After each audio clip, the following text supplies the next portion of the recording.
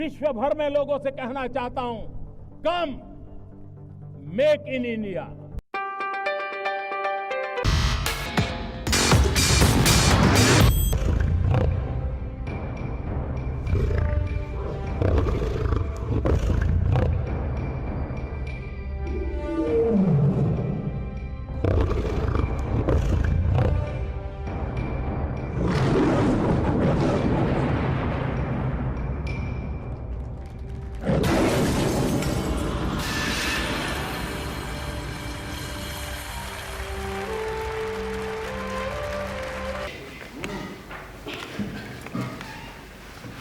Well, friends, what a pleasure to be with you.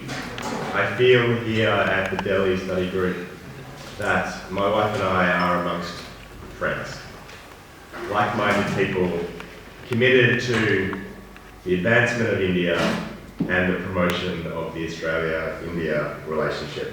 Thank you so much for welcoming us, and thank you for being here. In particular, thank you so much, vijayjolly. I have heard so much about you, and it is an honour to be here and meeting you in person. And I look forward on your next trip to Australia, which I think you said will be your 39th trip. I look forward to hosting you myself in Australia, although maybe I'll wait for the trip after that, which will be your 40th trip. Maybe that would be more auspicious. I also want to acknowledge Dr. Lambda and thank you for your very generous and kind words. Mr. Balyar Singh, and there are so many dignitaries and people here who have come from far, from close, and I'm very honoured that so many esteemed people would join us tonight for this event. In the Australian Parliament, I have a couple of jobs. And one of those jobs is to be the chair of the Parliamentary Friends of India. And our role as a parliamentary group is to promote good relations between Australia and India and bring our two great democracies closer together. Now, earlier today I was chatting to an Indian colleague who said to me that Australia is very far from India. We are more than 6,000 kilometres away. And I said, well, from an Indian perspective, that is very far away. But for an Australian, that's actually very close. Most countries are 10,000, 20,000 kilometres away from Australia. So India, for us, is like our near neighbour. And it's a relationship that Australia takes very seriously. It's a relationship that has grown enormously over the last 20 years. As Deepa said, many Australians don't have a full understanding of the enormous growth and sophistication of India as an economy, as a nation, and as a technology powerhouse. And one of my jobs as the Parliamentary Friends of India Chair, and one of the purposes of writing the book that we have been talking about tonight, Australia's Pivot to India, is to make Australians better understand the economic, cultural and geopolitical powerhouse that is India. Australians are learning three things about India. Firstly, they learned this year that India became the largest nation in the world by population. And not only is it the largest nation in the world by population, but its workforce is so young, its population is growing so quickly that by 2050, India's population will be larger than the United States and China combined. This fact is dawning on Australia. Secondly, Australians are learning that India has the fastest economic growth of any major nation. It has lifted hundreds of millions of people out of poverty and growing at 7%, 8%, whereas many of the big nations of the world are growing at 2%, 1%, or not growing at all. And the third thing that Australians are learning about India is that it has the fastest growing military capability in the world, becoming a strong powerhouse and an important security partner, promoting peace and stability in the Asia-Pacific region. And friends, when Australians put these three facts together, I say to them, what do you think this means for the future? And I'll tell you what it means. It means that in India, Australia has a partner who is not just a global superpower, but on that trajectory of population growth and economic growth and security growth, could be a preeminent superpower in the world and our region in the 21st century. And I'll say this, and I write this in the book, that just as the 19th century was dominated by the British, and the 20th century was Pax Americana, so we may well end the 21st century with India on top. And what this means for Australia is that we have a friend, a fellow democratic nation, a nation who shares much of our history, our geography in the Indian Ocean, cultural ties, sporting ties. We have a friend who will be a positive force in the world. Now, my wife and I are delighted to be here in Delhi, but I have to admit to you that being here in Delhi and launching our book today was not the primary purpose of our visit. The primary purpose of our visit to India was to bring our children to India for a family holiday. And over the last 2 weeks, we have had the joy of travelling through India, principally Rajasthan, from Jaipur to Udaipur to Jodhpur.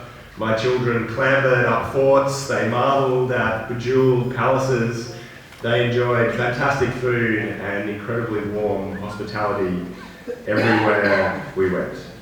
It has been a joy for us to introduce our children to India, and I'm sure it will be the first for them of many trips coming back.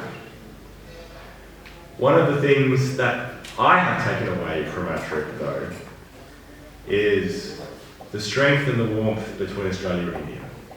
And when I meet people in the streets, they have a strong affection for Australia, and I tell you what, that affection is returned. And it's returned at every level in Australia. Do you know that Australia is one of only 2 countries with whom India has the following 3 things? 1, a security relationship through the Quad. 2, an economic relationship through the Free Trade Agreement. And 3, annual leaders' meetings. Only one of 2 nations, there's only one other nation that has those 3 things. And that puts the relationship between Australia and India in a very special category. It means that we have the foundations to build a very strong relationship together. And I'll tell you what, this year we had, in the last year we had Prime Minister Modi visit Australia for a fantastic visit where he was celebrated by more than 20,000 people in a stadium very close to my electorate. And he received a rapturous welcome in Australia. And his visit was the 2nd time that Prime Minister Modi has visited Australia during his prime ministership. And that makes him the first Indian Prime Minister ever to visit Australia twice. And in the last year, Prime Minister Albanese visited India 2 times. And that makes him the first Australian Prime Minister ever to visit India twice in 1 year. In fact, in the last year, we had 13 ministerial visits from Australia to India, a record. And this shows you the strength and the depth of the relationship between Australia and India. But friends, there is something else that's important in our relationship. And Deepa mentioned this. It is the million-strong Indian diaspora in Australia. And I'm so honoured to have some friends of mine from Australia here today. Sanjay Patel, Sanjay Deshwal, Jitesh Rao, and others. The Indian community in Australia has delivered an enormous amount to the growing Australian nation. Indian Australians have an education rate that is unparalleled across the Australian community. More than 64% of Indian Australians have a university degree. That's compared with 28% across Australia for all Australians. Nearly twice as likely to have an educational degree. But as Deepa said, Australia can do more to support Indians in Australia. Because not only do they have much higher levels of qualifications, they're also much more likely to be employed in jobs that do not use those qualifications. So we have more to do as a nation to make sure that the huge contribution that Indian Australians make to Australia are recognised and valued in Australia. And one of the ways that we're doing that on a small level is to promote Sydney as a cultural centre of Indian culture. And right in the middle of my lecturate, we are building Little India.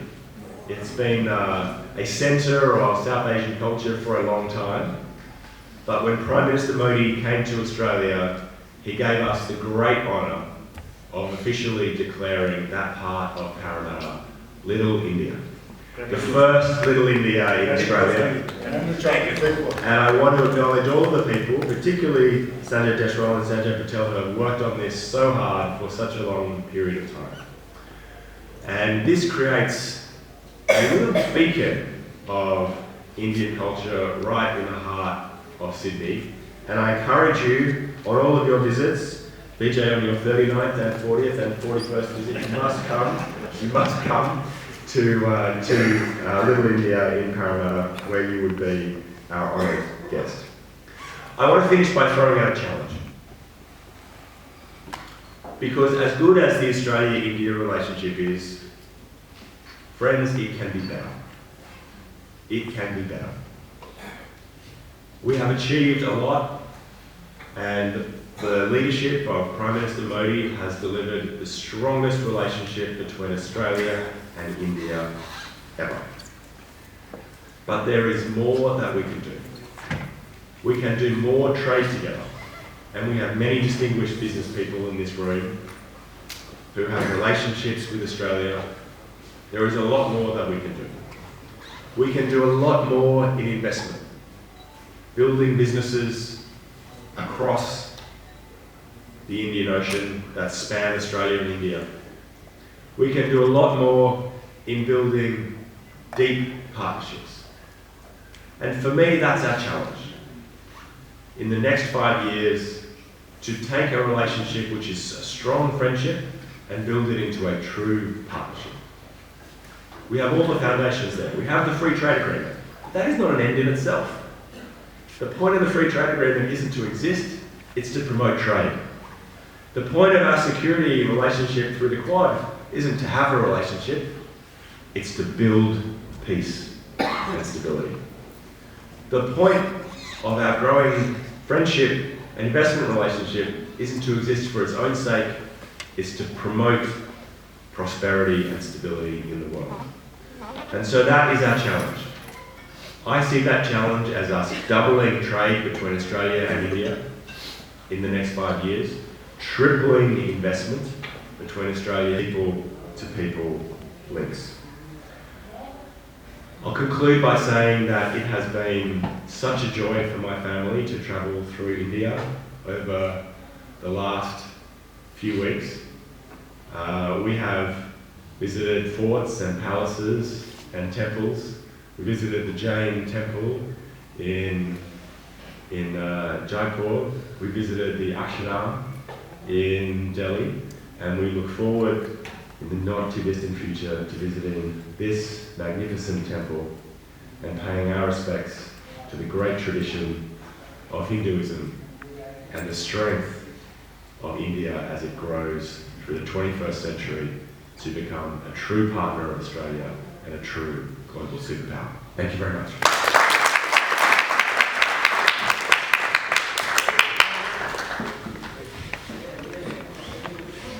Thank you very much, Dr. Andrew.